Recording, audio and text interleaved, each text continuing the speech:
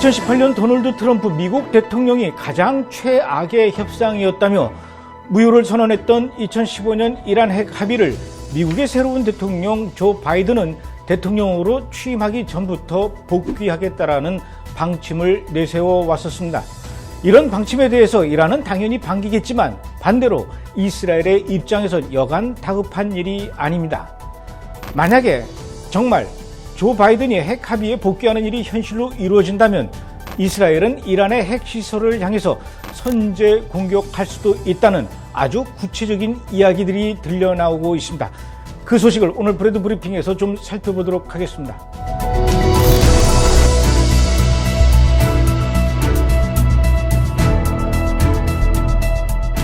우선 지난 1월 13일 이스라엘 리쿠드당의 차치 하넥비라는 국회의원이 차기 미 행정부는 이란을 달래서는 안 되고 이스라엘은 이란의 시리아 주둔이나 핵무기 개발을 절대로 용인하지 않을 것이며 바이든 미국 행정부가 핵 합의에 다시 가입을 하게 될 경우 이스라엘은 이란의 핵 프로그램을 공격할 수 있다고 이렇게 경고했습니다.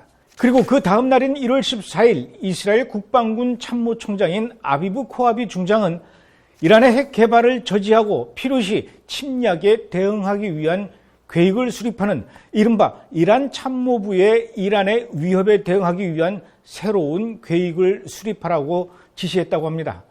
이스라엘은 그동안 이란의 핵무기 보유 가능성을 차단하기 위한 여러 가지 군사적 옵션을 갖고 준비해 왔었습니다. 그런데 이번에 새로운 계획을 수립하라는 것은 이제까지 이스라엘 근방에서 진행된 작전들을 넘어서 뭔가 좀 더 적극적인 계획이 필요하다는 뜻일 겁니다. 그리고 이 계획은 조만간 보수 성향인 베냐민 네타냐후 총리가 이끄는 내각에 제출될 예정이라고 하죠.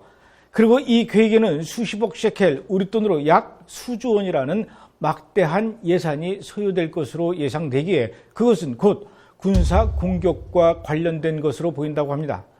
여러분도 잘 알다시피 2015년 미국을 포함한 6개 나라가 이란과 맺은 핵 합의는 이란이 핵을 포기한다는 전제로 시작된 것입니다. 그리고 이 핵 합의는 이란의 핵 활동에 대해서 매우 엄격한 규제를 가해서 주변 상대국들이 이란을 향해서 군사 공격을 고려할 필요가 없도록 만들 예정이었죠.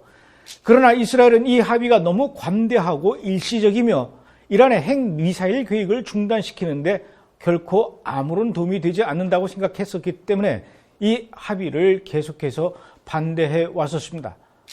이란이 당장은 핵 개발을 하지 않겠다고 국제사회에 떠들긴 하겠지만 경제 제재 해제라는 이득만 챙기고 뒤에서 몰래 핵무기 개발을 하도록 만드는 가림막 역할만 해줄 뿐이라고 그동안 주장해 왔었던 것이죠. 그러나 미국의 오바마 대통령은 국제사회가 이란을 포용해서 그들 스스로가 바뀔 수 있는 기회를 주어야 한다 이렇게 주장을 했었습니다. 그러나 이란은 그럼에도 불구하고 전혀 바뀐 것이 없었고 오히려 국제사회 몰래 핵무기를 위한 일들을 계속해서 진행해 왔었습니다. 핵 합의에서 이란은 분명히 전홍축 우라늄을 3.67%까지만 개발할 것을 약속했음에도 불구하고 지난 1월 4일 이란은 우라늄 농축 농도를 20%까지 올릴 것이라고 발표했습니다. 전문가들에 의하면 핵무기를 만드는 데에는 농축 농도가 최소한 90%는 되어야 하는데 20%까지 끌어올리는 것이 힘들지 20%까지 도달하면은 90%까지 이르는 데에는 그야말로 시간 문제라고 합니다. 이란은 지금까지 트럼프 대통령의 핵 합의 탈퇴와 대이란 제재 재개를 변명 삼아서 당당히 우라늄 농축 농도와 그 규모를 확대하고 금속 우라늄을 생산하며 첨단 원심 분리기를 가동하는 등 핵 합의 규제 이행을 순차적으로 중단해 왔었습니다. 하지만 트럼프 대통령이 핵 합의를 탈퇴하게 된 결정적인 이유가 무엇인가요? 바로 이란이 핵 합의를 준수하지 않고 계속 핵 개발을 진행 중이라는 사실이 만천하에 드러났기 때문 아닙니까? 2018년 5월 8일 트럼프 대통령이 핵 합의 탈퇴를 공식적으로 선언하기 며칠 전인 4월 30일 이스라엘의 베냐민 네타냐후 총리는 기자회견을 열어서 그해 1월 모사드가 테헤란 남서부 슈로브드 지역에 비밀 시설을 급습해서 확보했던 핵 개발 관련 기밀 자료들을 공개했었던 것이죠. 이렇게 미국이 핵 합의에서 탈퇴를 하든 안 하든 꾸준히 핵 개발을 진행해온 이란은 이제 핵무기를 만들 수 있는 문턱에 다다랐는데, 이런 상황에서 미국의 조 바이든 행정부가 이란과 협상 테이블에 다시 앉아서 핵 합의를 복귀시키겠다는 것은 이란에게 완전히 핵을 손에 쥐어주는 것과 다를 바 없다라는 것이죠. 최근 이스라엘 국방장관인 베니 간츠는 현지 언론 이스라엘 하욤과의 인터뷰에서 이란은 최근 몇 년간 핵물질 농축과 공격 능력 관련 연구 개발에서 모두 진전을 이뤘다, 이렇게 이야기했습니다. 그러면서 이제 이스라엘이 군사적 선택권을 가질 필요가 있다는 것은 분명하다, 이런 말을 했죠. 이 이야기는 이스라엘은 더 이상 이란이 핵무기를 보유하도록 손 놓고 바라만 보지 않을 것이라는 것이고, 그것은 곧 군사적 행동을 뜻하는 것이며, 더 분명히 이야기하자면 전쟁을 하겠다라는 것이죠. 하지만 이스라엘이 정말 이란의 핵 프로그램을 향해서 선제 공격을 할 수 있는 것일까요? 답은 아주 간단합니다. 당연히 공격할 수 있습니다. 이스라엘은 이미 1981년 사담 후세인 이라크 대통령이 핵무기 능력을 획득하려 한다는 사실을 알고 곧바로 F-15와 F-16기를 이용한 공습으로 이라크의 오시라크 원자로를 파괴하는 선제적 조치를 취했었습니다. 26년 뒤인 2007년에는 시리아에도 같은 조치를 취했었죠. 시리아의 데이르 알주르 인근 사막에 비밀 원자로를 건설하고 있다는 것을 알고는 즉시 시리아로 날아가서 역시 파괴했던 것입니다. 물론 이란은 시리아와 이라크와는 분명히 상황이 다릅니다. 우선 비교적 이스라엘과 가까운 시리아와 이라크와 달리 이란이 이스라엘로부터 약 1500km 이상 떨어져 있기 때문입니다. 만약 이스라엘이 이란의 핵시설을 공격한다면 어쩔 수 없이 요르단과 이라크의 상공을 지나거나 아니면 사우디아라비아의 상공을 지날 수밖에 없죠.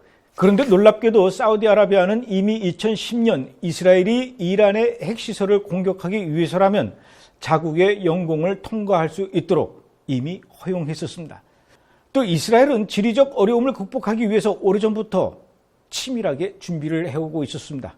9년 전인 2012년 3월 28일 미국의 외교 전문지 포린 폴리시에 따르면 이스라엘은 이란 바로 옆에 있는 아제르바이잔의 수도 바쿠 북부의 시탈차이 공군기지 비행장을 확보했고, 이것은 유사시에 이란을 향해서 전투기가 출격하기 위한 것으로 보인다, 이렇게 보도했습니다. 이곳 비행장에서부터 이란의 주요 핵시설까지는 약 800km로 이스라엘에서 직접 출격할 때에 비해서 절반 이하로 그 거리가 줄어드는 셈이죠. 그러니까 이제 이스라엘이 이란의 핵시설을 공격하는 데에는 거리가 아무런 문제가 되지 않는다는 뜻입니다. 그런가 하면 시리아나 이라크는 핵 관련 시설들을 그다지 꼭꼭 숨기지 않아서 공격하기가 비교적 수월했지만 이란은 핵시설들을 지하 깊숙한 곳에 숨겨놓은 상태입니다.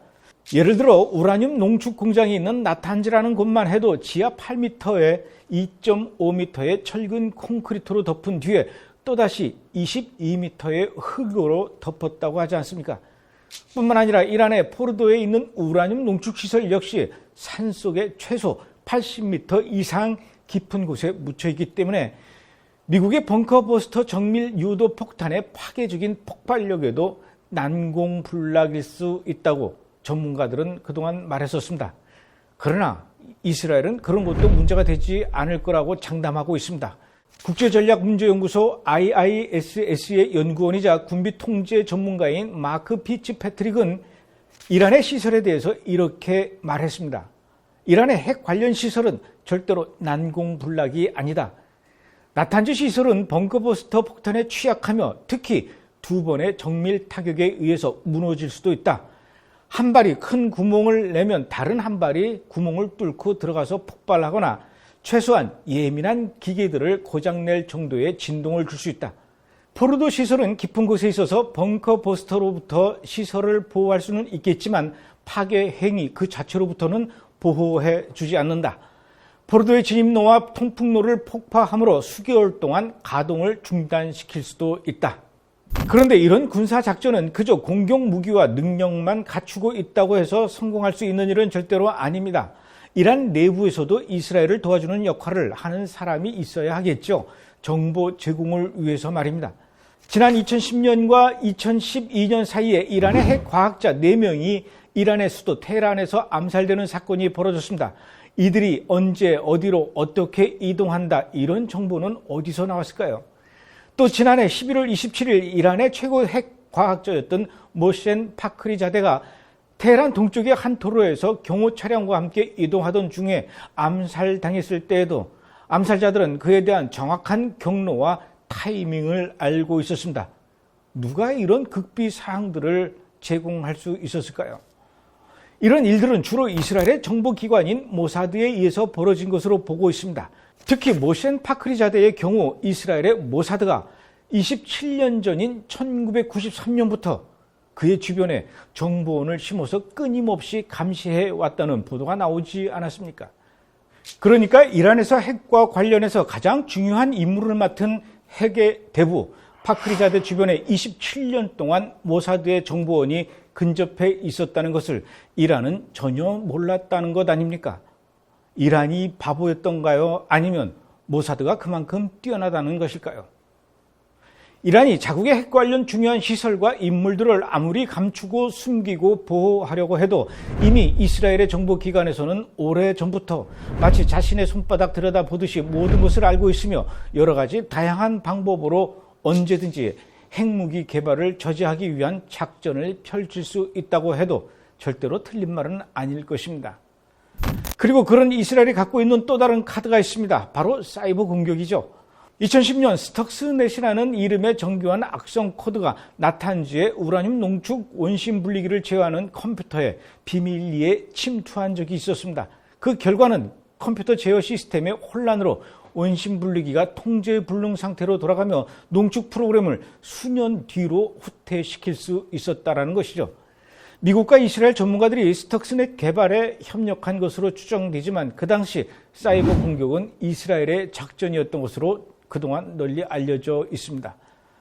지난해인 2020년 5월 9일에도 중동 호르무즈 해협에 위치한 이란의 샤히드 라자의 항구가 사이버 공격을 받았는데요. 이곳은 이란의 양대 선박 터미널 중에 하나로 물동량이 많은 곳인데 선박 운항, 자동차 통행, 물류를 관장하는 컴퓨터가 일순간에 마비되면서 항구로 향하는 바닷길과 육로에는 엄청난 정체가 빚어지기 시작했습니다. 보도에 따르면 이번 사이버 공격은 매우 주도 면밀했으며 이란이 발표했던 것보다 피해가 훨씬 심각할 뿐만 아니라 해당 항구의 컴퓨터 시스템이 완전히 무너졌다고 합니다. 물론 이 사이버 공격에 대해서 이스라엘은 자신들이 한 일이 아니라고 부인을 했지만 이런 공격을 할 수 있는 곳은 전 세계에서 오직 이스라엘의 8200 부대뿐이라고 제가 이전 브레드 브리핑에서도 자세히 소개해드린 적이 있었죠. 자, 이스라엘은 이렇게 이란의 핵시설을 공격하기 위한 구체적이고 다양한 방법을 준비해 오고 있으며 이제 그 작전 실행을 눈앞에 두고 있습니다. 그렇다면 기어이 이란과 이스라엘은 한판 붙을 수밖에 없는 것일까요? 제가 늘 그래왔지 않습니까? 결국은 이스라엘과 이란은 붙게 되어 있다. 그런 일들이 오늘 아침에 일어난다고 해도 전혀 놀랄 일이 아니고 또 오늘 저녁까지 일어나지 않았다고 해서 안심할 수 없는 것은 내일 아침에라도 일어날 수 있는 일이기 때문이라고요. 실제로 제가 이스라엘에 갔을 때 만났던 많은 이스라엘 국민들도 이란과는 언젠가 반드시 한판 붙을 수밖에 없다. 언제까지도 우리가 이렇게 이란의 핵 위협에 시달리며 공포 속에서 살아갈 수는 없는 일이다. 이렇게 이야기할 정도였으니까요. 지난 4년 동안 이스라엘에서 미국 대사를 지냈던 데이빗 프리드먼은 예루살렘을 떠나기 전 마지막으로 한 CBN과의 인터뷰에서 미국이 2015년으로 복귀하는 것은 엄청난 실수가 될 것이며 그동안 이스라엘에서 이루어냈던 많은 성과들이 한꺼번에 무너지게 될 것이라고 염려했습니다. 2015년 당시 핵 협상을 주도했던 버락 오바마는 이란을 그때 당시 잘 몰라서 이란이 핵 합의를 잘 지켜줄 줄 알고 이란을 너무 믿어서 그랬던 거라고나마 생각할 수는 있을 텐데 그 후로 5년이 지난 지금 이란이 전혀 변하지 않았다는 것을 보았으니 굳이 그 과거의 정책으로 돌아갈 필요는 없는 것이 아닐까요? 물론 조 바이든 행정부는 이란 핵 합의 복귀를 서두르지 않겠다고는 했지만 그럼에도 불구하고 그 뜻을 굽히지 않고 결국 다시 복귀하게 된다면 앞서 말씀드렸던 것처럼 이스라엘은 이란을 향해서 선제 공격을 할 수밖에 없답니다. 정말 다행히 이스라엘의 선제 공격으로 핵을 만들겠다라는 이란의 의지를 완전히 상실시킬 정도로 핵 시설만 족집게로 집어내듯이 파괴하고 끝이 난다면 좋겠지만 결국 이것이 큰 전쟁으로 확산될까 염려가 되지 않을 수가 없습니다. 그렇게 되면 시리아, 레바논 그리고 터키와 러시아까지 이란 편에 서서 전쟁에 가담하게 되지 않겠습니까? 당연히 그렇게 되겠죠. 이렇듯 우리는 어쩌면 인류의 3분의 1이 죽게 될지도 모르는 엄청난 전쟁의 소식을 점점 더 가까이, 점점 더 자주 듣는 시대에 살고 있습니다. 이 전쟁은 언뜻 보기엔 정치적인 이유 때문에 그리고 국가와 민족의 생존에 관한 문제 때문에 일어나는 전쟁 같아 보이지만 사실은 하나님과 거짓의 종교인 이슬람의 전쟁입니다. 수천 년 동안 유대 민족을 몰살시키려 했던 사탄의 계획이 지구상에서 이스라엘을 사라지게 하고 이스라엘에 살고 있는 모든 유대인들을 지중해 앞바다에 수장시키겠다는 이슬람의 신념을 통해 다시 한번 이루어져 가고 있습니다. 그런 가운데 이 전쟁의 불쏘시개 역할을 바로 미국이 하겠다라는 것이죠. 점점 더 양과 염소가 명확하게 구분되어지는 이때 미국이 염소의 자리로 향하고 있다라는 것입니다. 우리는 이런 상황을 보면서 마지막 때 주님의 다시 오심을 알려주는 징조들이 지금 미국과 이스라엘 그리고 중동 땅 가운데서 하나씩 나타나고 있다는 것을 깨달아야 합니다. 이 모든 것이 우리로 하여금 깨어나도록 만들고 있습니다. 그러니 저와 여러분들이 깨어 기도하기를 원합니다. 예수님의 기도와 같이 하나님의 왕국이 임하시고 주님의 뜻이 하늘에서 이루어진 것 같이 이스라엘과 미국과 중동과 열방에 이루어지기를 말입니다. 이번 주 브레드 브리핑이었습니다.